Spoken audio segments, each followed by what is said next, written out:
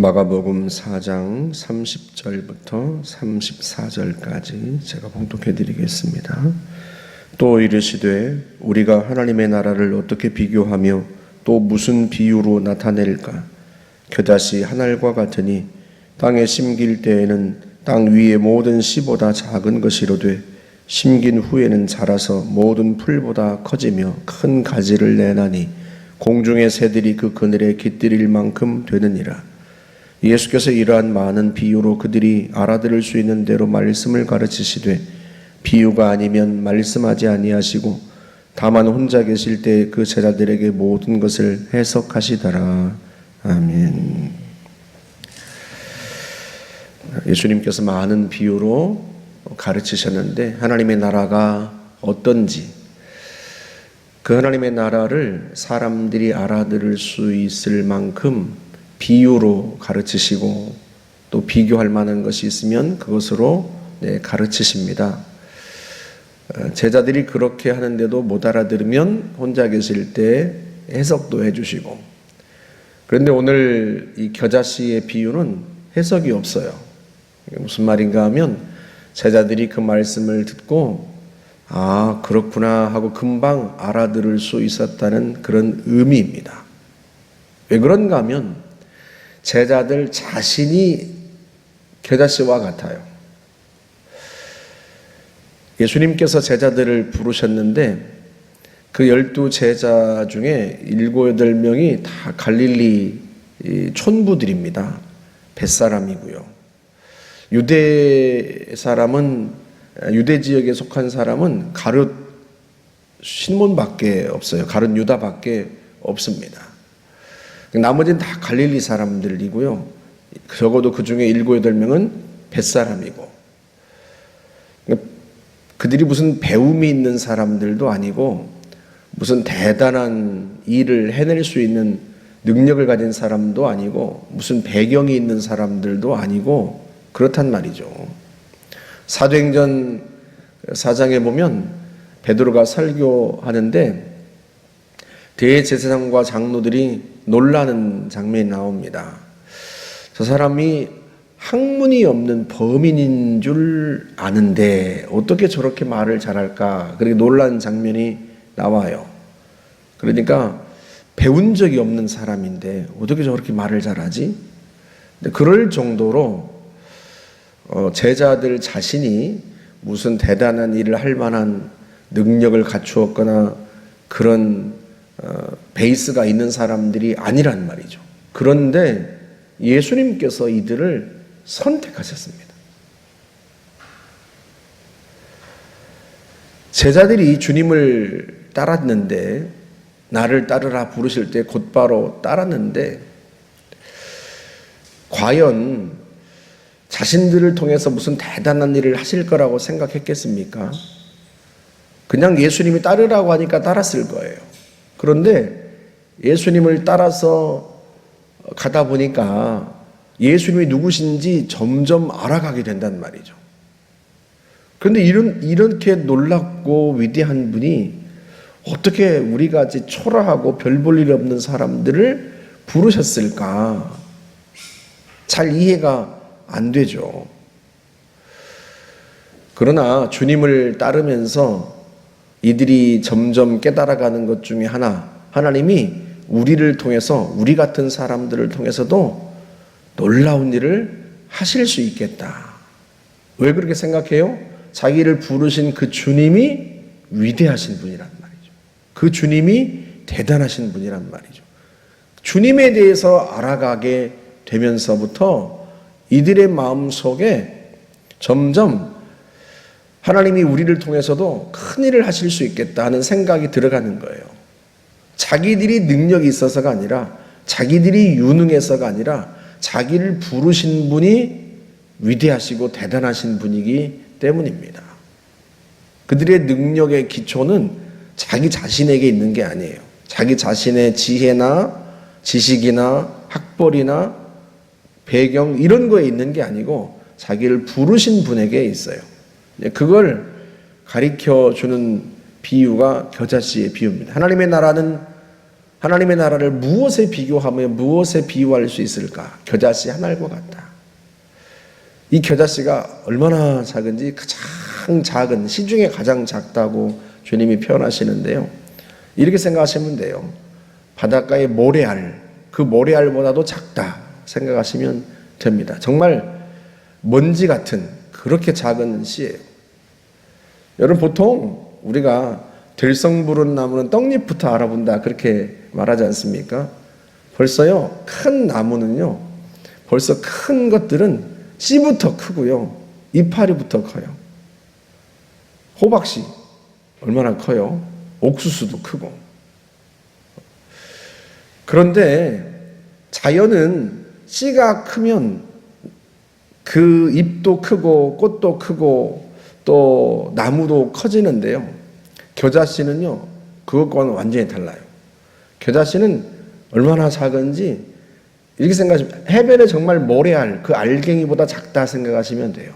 고운 모래보다 작다 그렇게 생각하시면 돼요. 그렇게 작은 씨가 큰 나무가 되리라고 누가 상상이나 하겠습니까? 그런데 하나님의 나라가 그와 같다는 거예요. 상상할 수 없는 일들이 일어난다는 거예요. 주님이 그걸 제자들에게 말씀하십니다. 우리에게도 하시는 말씀이죠. 하나님이 우리에게 꿈을 주실 때, 비전을 주실 때 우리는 내 능력이나 또는 내가 가지고 있는 어떤 배경, 그걸 생각하고 뭐 그 정도는 내가 할 수 있을 거야 이렇게 생각하는 경향이 있어요. 내 능력에 기초해서 그 꿈은 이룰 수 있다 없다 그렇게 생각합니다. 그런데 하나님께서 하시는 일들은요, 그건 달라요. 하나님이 하시는 일들은 우리가 생각하는 것과는 완전히 다릅니다. 요셉에게 하나님께서 꿈을 주셨던 것을 한번 생각해 보세요. 아브라함에게 하나님이 말씀하셨던 걸 생각해 보세요. 하나님이 아브라함에게 바닷가의 모래알 같이 하늘의 별과 같이 네 자손이 많을 것이다. 네가 큰 민족을 이룰 것이다. 이게 가당키나 한 일이겠어요? 한 사람에게 한 사람을 불러서 큰 가문이 될 것이다 이렇게 말씀한 게 아니라 큰 민족이 될 것이다. 상상할 수 없는 일을 하나님이 말씀하시는 거예요. 요셉에게 주었던 꿈도 해와 달과 11별이 절하는 꿈. 여러분, 고대 시대는 철저하게 서열 위주입니다. 장남 위주고요. 막내는 뭐 끝물이에요, 끝물. 별 볼 일 없고 모든 게 다 서열이란 말이죠.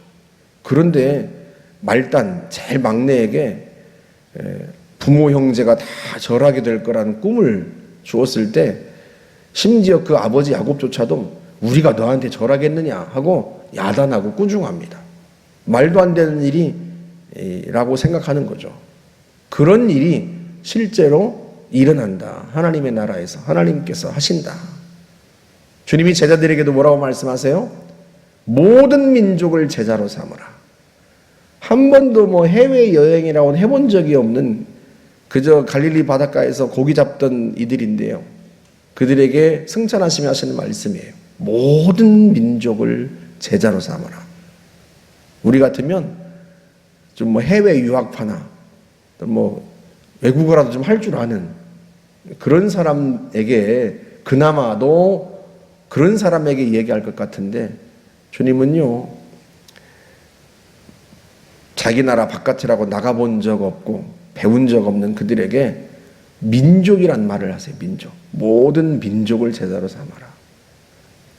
왜 그런 일이 일어날 수 있는가? 그게 하나님의 나라이기 때문에 그래요. 하나님이 주인 되시고 하나님이 하시는 일이기 때문에 그래요. 우리는 능력이 부족하지만 하나님이 하신다. 우리에게 주시는 꿈도 그렇습니다. 우리는 뭐 우리 교회가 큰 교회도 아니고 작은 교회인데 무슨 이런 작은 교회가 지역 교회들을 살리고 그걸 통해서 또 한국 교회를 살리나, 우리 교회나 그나마 좀 더 부흥하면 낫지 이렇게 생각할지 몰라요. 그런데 하나님은 우리가 생각하는 것과는 비교할 수 없는, 우리가 상상할 수 없는 큰 꿈을 주신단 말이죠. 그렇게 함으로써 우리의 믿음을 키우시는 거예요. 우리의 믿음을 키우세요. 큰 꿈을 주시고 큰 비전을 주심으로써 우리의 믿음을 키우십니다. 우리가 작은 꿈을 주시면, 우리에게 작은 꿈을 주시면 그걸 이루는 데는 작은 믿음만 필요해요. 그런데 우리에게 큰 꿈을 주시면요, 그건 작은 믿음으로는 안 돼요. 우리 자신의 능력으로는 해낼 수 없는 일이고 도무지 될성부른 그런 일이 아니라서요, 우리는 하나님을 믿을 수밖에 없어요. 하나님을 믿어야 하고 하나님은 하시겠지. 우리 자신을 보는 게 아니라 하나님을 바라보게 됩니다. 왜? 우리 자신의 힘으로는 안 되니까요. 어떤 분이 어제 전도팀이 어떤 분을 만났는데 그분이 우리 교회에 와보셨나 봐요. 새벽 예배도 와보셨고 아마. 근데 새벽 예배는 사람들이 별로 없던데요. 그렇게 얘기를 하셨다고 그래요. 그래서 전도팀이 새벽에는 사람들이 별로 없는데요, 금요기도에 와보세요. 사람들이 많아요. 뜨겁습니다. 그랬대요. 그래서 제가 많긴 뭐가 많아 금요기도에. 그분이 와가지고 새벽 예배는 사람들이 없지만 금요기도는 많다고 하더니 와보니까 별로 안 되네. 이럴 수 있잖아요. 그만큼 사실은 우리 교회가 작은 교회란 말이죠. 누가 와서 봐도 사람들이 별로 없던데요. 작은 교회. 그런데요, 그런 작은 교회가 한국 교회를 다시 부흥케 한다? 그건 우리 힘으로는 사실은 불가능한 일이에요. 그래서 우리가 그 꿈을 하나님이 주신 꿈이라고 생각하게 되면 하나님을 바라볼 수밖에 없어요. 왜? 그건 우리 힘으로는 안 되는 일이거든요. 우리가 10,000명, 20,000명 되는 교회라면 그나마 할 수 있죠. 이렇게 생각하겠지만 고작 해야 200명도 안 되는 애들까지 합해서 200명도 안 되는 교회가 그런 이야기를 하면 다른 큰 교회들이 뭐라고 생각하겠어요? 이거 진짜 웃긴다. 이렇게 생각하지 않겠습니까? 우리 자신도 사실은 그렇거든요. 우리 자신도, 우리 성도들도 지금도 아마 잘 못 믿을 거예요. 그런데 그걸 해야 된다라고 생각하면 결국은 우리의 믿음을 키울 수밖에 없고요. 우리가 우리 자신이 아니라 하나님을 바라볼 수밖에 없어요. 하나님의 나라에서 일어난 일들은 다 하나님이 하십니다. 그래서요, 꿈을 크게 주신 하나님은 왜 그렇게 주시는가? 우리가 우리 자신의 능력이나 우리가 가지고 있는 것에 기대지 않고 하나님을 바라보게 하시려고 그러는 거예요. 우리가 믿음을 크게 하시려고 그러는 거예요. 그게 하나님의 나라에서 일어나는 일들입니다. 그래서 실제로 제자들이요, 나중에 누가 큰지 다투기도 합니다. 예수님이 십자가를 지시려고 올라가시는 그 길에 제자들이 서로 누가 큰지 다투고, 주님이 영광을 받으실 때 한 사람은 좌편에 한 사람은 우편에 앉게 해주십시오 하고 요한과 그 형제가 야고보가 예수님께 말씀드리기도 하고요. 왜 그런 일을 하는 거예요? 어느새 이 자존감이 굉장히 높아진 거예요. 어느새. 물론 주님이 그 서로 다투시는 걸 책망하시고 섬기는 자가 되라 하고 말씀하시지만, 처음 이들이 예수님을 따랐을 때와는 다르게 이들이 자존감이 완전히 높아진 거죠. 그리고 서로 큰 사람이 되려고 하고, 그 싸우는 모습이 바람직하진 않지만 이들이요, 점점 그 속에 뭐가 들어가는 거예요? 그런 일이 실제로 일어날 수 있겠다.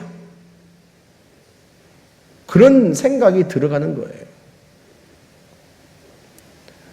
하나님의 나라는 우리 힘으로는 불가능하지만 하나님이 하실 수 있는 놀랍고 위대한 일들을 하나님이 하시는데, 누굴 통해서? 우리를 통해서 하신다. 작은 우리들을 믿음을 키우시고 큰 꿈을 꾸게 하시고, 그렇게 해서 하나님을 바라보게 하시고 하나님을 신뢰하고 우리가 할 수 없는 불가능한 일들에 도전하게 하신다. 그리고 결국은 그렇게 된다는 거예요. 큰 나무가 되고 공중의 새들이 깃들일 만큼 뭐 옥수수나 해바라기나 이런 것이 감히 넘볼 수 없는 큰 나무가 된다. 그게 하나님의 나라에서 이루어지는 일들이고요.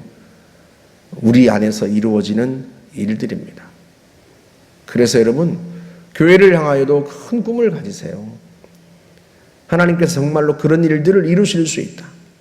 하나님이 한국 교회를 다시 부흥하게 하는 일에 우리 교회를 사용하시고 나를 사용하신다. 내가 하는 일은 작은 일이고 내가 하는 일은 작은 봉사지만 하나님이 그 작은 봉사를 통해서 정말로 모든 씨보다 작은 겨자씨와 같은 그런 작은 봉사를 통해서 큰 일을 이루신다 하는 거죠. 하나님이 그렇게 하십니다. 하나님을 신뢰하고 큰 꿈을 품고 그 꿈을 믿음으로 선포하고 그 꿈을 향해 나아갈 수 있기를 주의 이름으로 축복합니다. 함께 기도하겠습니다. 하나님 아버지 감사합니다. 우리가 하는 일은 작은 일이고 작은 봉사이지만 그것으로는 상상할 수 없는 놀라운 일을, 크고 위대한 일을 하나님은 하시는 줄 믿습니다. 전능하신 하나님, 우리를 통해서 주의 일들을 이루시옵소서. 하나님의 능력으로 우리를 이끄시고 하나님께서 위대한 일들을 이루시기를 원합니다. 성도들에게, 우리 모두에게 큰 믿음을 주시고 큰 꿈을 주시고 마침내 그것이 이루어지는 것을 우리가 보게 하여 주옵소서. 예수님의 이름으로 기도하옵나이다. 아멘.